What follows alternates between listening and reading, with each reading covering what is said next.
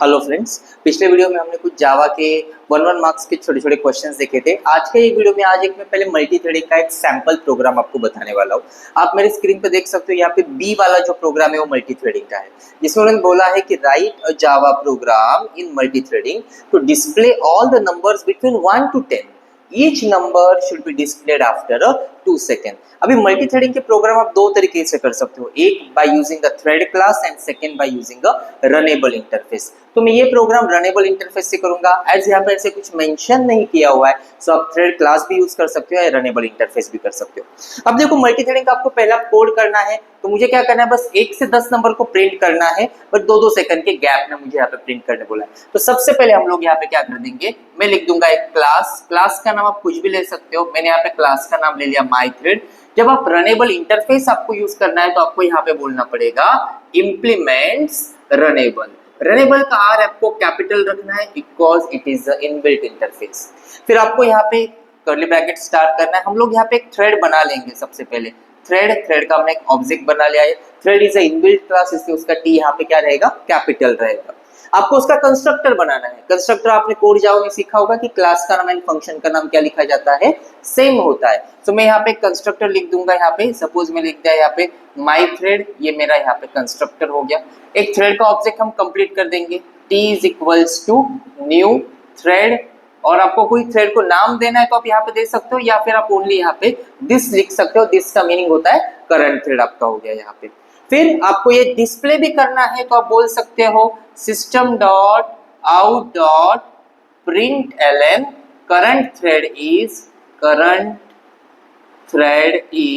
Plus T. तो आपका current thread display हो जाएगा।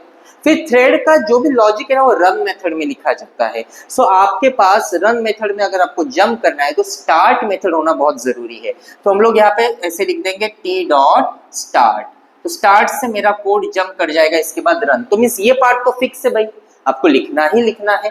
फिर इसके बाद हम लोग आएंगे पब्लिक वॉइड रन। एक्चुअल में हमारा पूरा लॉजिक यहाँ पे रहने वाला है। वैसे आप इतना कोड तो आपको लिखना ही है, बस आपका क्लास का नाम चेंज हो सकता है। रन मेथड में मैं क्या करूंगा, ट्राई कैच में जाऊंगा। फॉर इंटीजर आई को हम लोग स्टार्ट करेंगे 1 से, आई लेस देन 10 तक चलेगा।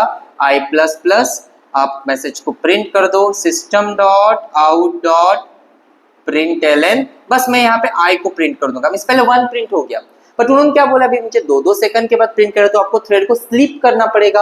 तो थ्रेड को स्लीप करने के लिए हम लोग बोल देंगे थ्रेड डॉट स्लीप, और 2 सेकंड मींस 2000 मिली सेकेंड्स, तो 2 सेकंड के लिए स्लीप हो जाएगा। तो यहाँ पे फॉर लूप क्लोज। लेकिन जब भी आप स्लीप मेथड लिखते हो तो वहां पे आपको एक एक्सेप्शन थ्रो करना होता है, कैच करना होता है, इंटरप्टेड एक्सेप्शन। अगर आपने कैच नहीं किया तो एक्सेप्शन थ्रो करेगा। सो मैं यहाँ पे लिख दूंगा इंटरप्टेड एक्सेप्शन हमने कैच कर दिया। ये हो गया हमारा रन मेथड, क्लोज हो गया, और मैंने यहाँ पे क्लास भी क्लोज कर दिया। सो इतना पार्ट, बस आपको ये पार्ट में लॉजिक चेंज करना है, बाकी तो पूरा सेम है। अब मैं मेन के लिए मैं क्या करूंगा, एक अलग से क्लास बनाऊंगा। सो मैंने यहाँ पे बोल दिया क्लास टेस्ट। आपको पता है कि हम लोग मेन अलग क्लास में लिख सकते हैं, तो मैं यहाँ पे पब्लिक स्टैटिक वॉइड में शॉर्टकट में लिख दूंगा psvm, स्ट्रिंग का एस कैपिटल, स्ट्रिंग args। अभी कंस्ट्रक्टर कब कॉल होता है, जब हम क्लास का क्या क्रिएट करते हैं, ऑब्जेक्ट। बस मैं क्लास का ऑब्जेक्ट क्रिएट कर दूंगा। सो यहाँ पे मैंने बोल दिया माई थ्रेड, कोई भी ऑब्जेक्ट बनाओ, t1 is equals to new my thread, that's it, खत्म।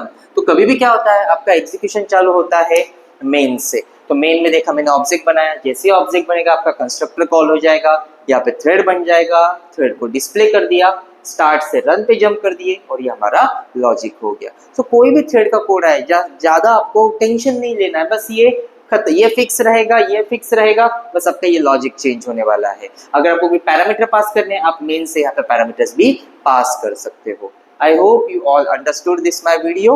इन द नेक्स्ट वीडियो हम लोग JDBC का कोड कैसे लिखना है वो हम देखेंगे। Do like, share and subscribe my channel. Thank you.